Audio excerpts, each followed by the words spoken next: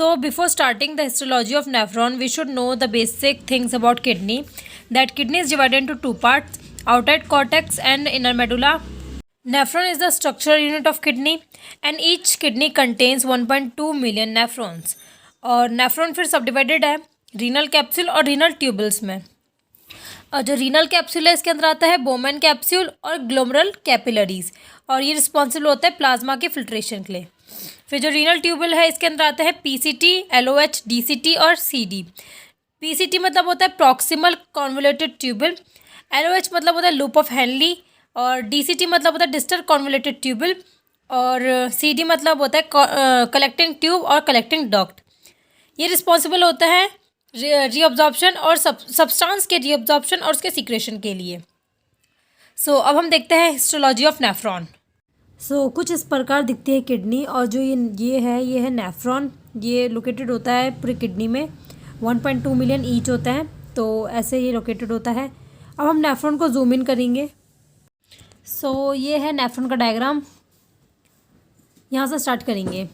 तो एफ्रेंट जहाँ से अनफिल्टर ब्लड आता है, इफ्रेंट जहाँ से बाहर जाता है, और ये जो बीच में जहाँ पे ये प्रोसेस हो रहा है, ये वाला गोल वाला हिस्सा, इसको कहते हैं ग्लोमरुल्स, ठीक है। और जो कप लाइक शेप है जिसने ग्लोमरुल्स को सराउंड कर रखा है, इसको कहते हैं बोमेन्स कैप्सूल। बोमेन कैप्सूल और ग्लोमरुल्स दोनों रीनल कॉर्पस्कल्स के पार्ट होते हैं, ठीक है। इसके नीचे से यहाँ तक था रीनल कॉर्पस्कल। अब इसके नीचे से जो भी स्टार्ट हो रहा है ये आता है रीनल ट्यूबल के अंदर। जो पहली लाइन आ रही है, ये पहला डक्ट है जो इसको कहते हैं प्रॉक्सिमल कॉन्वोल्यूटेड ट्यूबल, पीसीटी। अब नेक्स्ट जो डक्ट है वो है थिन डिस्केंडिंग लिम्ब, और इसका यहाँ पे भी है थिन एस्केंडिंग लिम्ब। तो ये जो दोनों लिम्ब है, डिस्केंडिंग लिम्ब और एस्केंडिंग लिम्ब, ये दोनों हेनलीज लूप के अंदर आते हैं। यहाँ से स्टार्ट होता है हेनलीज लूप, यहाँ तक जा रहा है, ठीक है। और फिर ये वाला साइड है, ये है थिक एस्केंडिंग एलओएच, ये भी इसी का हिस्सा है हेनलीज लूप का, पर ये थिक है, ठीक है। फिर ये आगे चल के डिस्टल कॉन्वोल्यूटेड ट्यूबल में कन्वर्ट हो जाता है। ये वाला एरिया ये है डिस्टल कॉन्वोल्यूटेड ट्यूब, डीसीटी। फिर इसके आगे जो दिख रहा है ये है कलेक्टिंग डक्ट। जितना भी टॉक्सिक सब्सटेंस होता है वो यहाँ पे चल जाता है, तो इसको कलेक्टिंग डक्ट कहते हैं। अब हम देखेंगे ब्लड फ्लो कैसे होता है। अनफिल्टर ब्लड जो होता है एफ्रेंट के थ्रू आता है ग्लोमरुल्स में। फिर यहाँ पे फिल्ट्रेशन मेम्ब्रेन लगे होते हैं जिसको क्रॉस करना होता है। जो स्मॉलर पार्टिकल्स होते हैं वो तो इसको क्रॉस कर लेते हैं, लाइक वाटर मिनरल्स। बट जो बिगर सब्सटेंस होता है लाइक आरबीसी डब्ल्यूबीसी, वो स्टोर हो जाते हैं यहीं पे, वो जिसको क्रॉस नहीं कर पाते हैं। जो स्मॉलर पार्टिकल्स होते हैं वो यहाँ पे आ जाते हैं प्रॉक्सिमल कॉन्वोल्यूटेड ट्यूबल में, यहाँ पे माइक्रोविली और क्यूबाइडल लगे होते हैं जो कि फिल्ट्रेशन में हेल्प करते हैं। फिर यहाँ पे ग्लूकोज, विटामिन और आयंस जो होता है वो पीसीटी में ही सीक्रेट हो जाता है, मतलब यहीं से रीअब्जॉर्ब हो जाता है, क्योंकि इफ्रेंट जो होता है ना वो पूरे नेफ्रॉन को ऐसे मतलब जिगजैग में उसने पूरे नेफ्रॉन को कवर किया होता है, तो वो इफ्रेंट में यहीं से रीअब्जॉर्ब हो जाते हैं, ठीक है। फिर आगे चल के थिन एस्केंडिंग लिम्ब में यहाँ पे H2O भी सीक्रेट हो जाता है, ये भी एफ्रेंट में रीअब्जॉर्ब हो जाता है।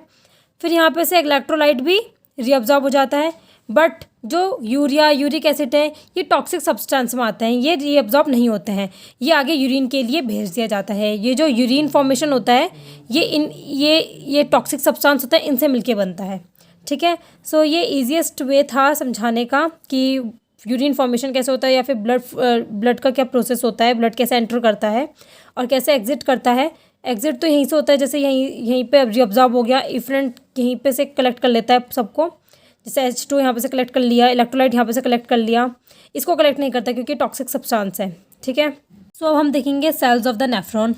जो फर्स्ट यहाँ पे हम ड्रॉ करेंगे वो है endothelium cell, which is look like this. ये वाली जो मेम्ब्रेन है ये है बेसमेंट मेम्ब्रेन।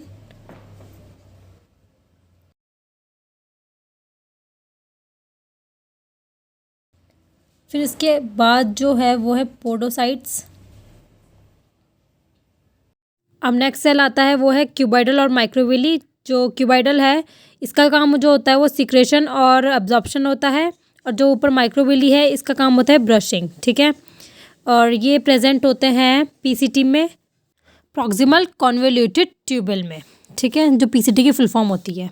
अब जो नेक्स्ट सेल है वो है सिंपल स्क्वामस एपिथेलियम जो कि प्रेजेंट होता है डिस्केंडिंग थिन डिस्केंडिंग एलओएच में, जो कि जिसको कहते हैं हेनलीज लूप। और जो स्क्वामस सिंपल स्क्वामस एपिथेलियम का जो काम होता है वो होता है रैपिड फिल्ट्रेशन एंड डिफ्यूजन। ठीक है। और नेक्स्ट जो स्क्वामस सिंपल स्क्वामस एपिथेलियम होता है ये प्रेजेंट होता है स्कैंडिंग थिन स्कैंडिंग एलओएच में। अब इसके बाद जो ये थिक स्कैंडिंग एलओएच है यहाँ पे जो प्रेजेंट होता है वो होता है क्यूबाइडल और माइक्रोविली। जो माइक्रोविली होते हैं वहाँ पे बहुत कम होते हैं। अब जो नेक्स्ट है वो है मैक्यूलर डेंसा। ये थोड़ा इंपॉर्टेंट है, इसको ज़रा ढंग से मतलब पढ़ना देखना, क्योंकि मैक्यूलर डेंसा जो है वो जक्स्टाग्लोमुलर apparatus का एक पार्ट होता है और इसका काम होता है सेंस करना कि NaCl का डिक्रीज़ हो रहा है या फिर उसका इंक्रीज़ हो रहा है। और ये जो मैक्यूलर डेंसा होता है ये ही आगे चल के जो जक्स्टाग्लोमुलर सेल है उसको रेनिन रिलीज़ करने के लिए बोलता है। तो ये थोड़ा इंपॉर्टेंट है मैक्यूलर डेंसा। फिर नेक्स्ट जो है ये क्यूबाइडल विद फ्यू माइक्रोविली, ये यहाँ पे भी प्रेजेंट होते हैं डिस्टल कॉन्वोल्यूटेड ट्यूबल में। अब जो कलेक्टिंग डक्ट में जो सेल्स प्रेजेंट होते हैं वो है क्यूबाइडल और स्क्वामस। अब जो नेक्स्ट सेल है ये है जक्स्टाग्लोमुलर सेल। ये थोड़ा इंपॉर्टेंट है क्योंकि जक्स्टाग्लोमुलर apparatus का एक पार्ट है। ये जो है रीनल फिजियोलॉजी में जक्स्टाग्लोमुलर apparatus का एक इम्पॉर्टेंट रोल है, इसीलिए थोड़ा ये इंपॉर्टेंट है। जब इसके बारे में हम थोड़ा और एक्सप्लेन करेंगे, अभी जक्स्टाग्लोमुलर के बारे में हम पढ़ेंगे। अब इसके बाद जो सेल आता है वो होते हैं मैसेंजियल सेल। ये भी इंपॉर्टेंट है क्योंकि ये भी जक्स्टाग्लोमुलर का एक सेल होता है, ये भी उसका एक पार्ट होता है। जक्स्टाग्लोमुलर के 3 पार्ट हैं, ये मैक्यूलर डेंसा, मैसेंजियल सेल और जक्स्टाग्लोमुलर सेल।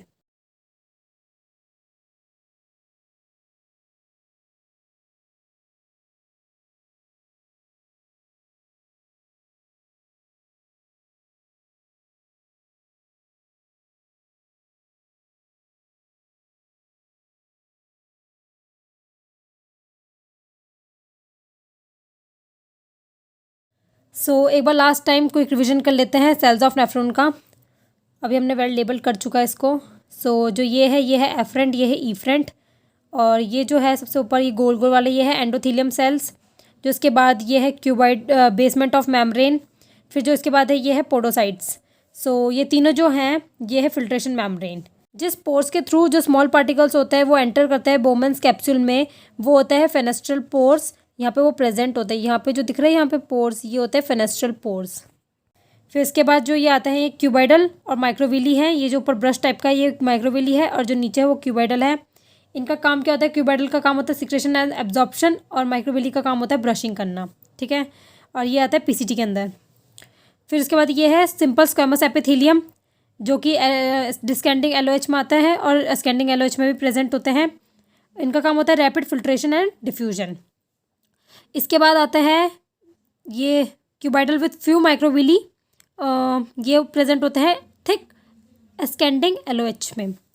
और इसके बाद यहाँ पे कॉन्वोल्यूटेड ट्यूबल में, कॉन्वोल्यूटेड ट्यूबल जो है यहाँ पे डिस्टल कॉन्वोल्यूटेड ट्यूबल जो है यहाँ पे प्रेजेंट होता है मैक्यूलर डेंसा जो कि जक्स्टाग्लोमुलर apparatus का पार्ट होता है। और ये इसका जो काम होता है वो बहुत इंपॉर्टेंट होता है।